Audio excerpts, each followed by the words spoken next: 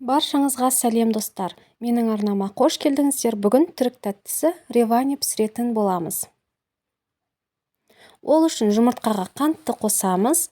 Одан кейін ол 2 есе көтерілгенше миксермен жақсылап араластырып аламыз.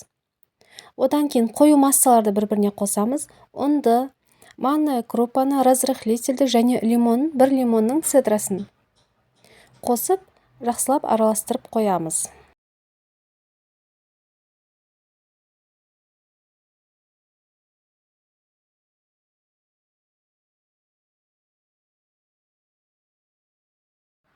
Екі есе көтерілген жұмыртқаның үстіне айранды қосамыз және сұйық майды қосамыз да, оның үстіне дайындап қойған қою массамызды 2-ге немесе 3-ге бөле отыра қосып, миксермен жақсылап араластырамыз.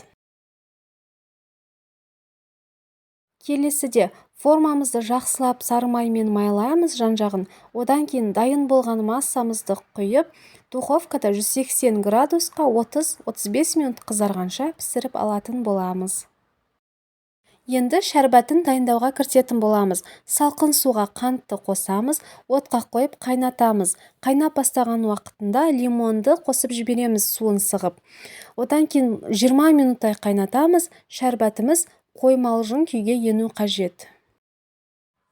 Пирогымыз дайын болды. Шамалы салқындатып аламыз да, видеодағыдай етіп бөліктерге бөліп кесеміз және оның үстіне қайнап тұрған шәрбәтімізді құямыз.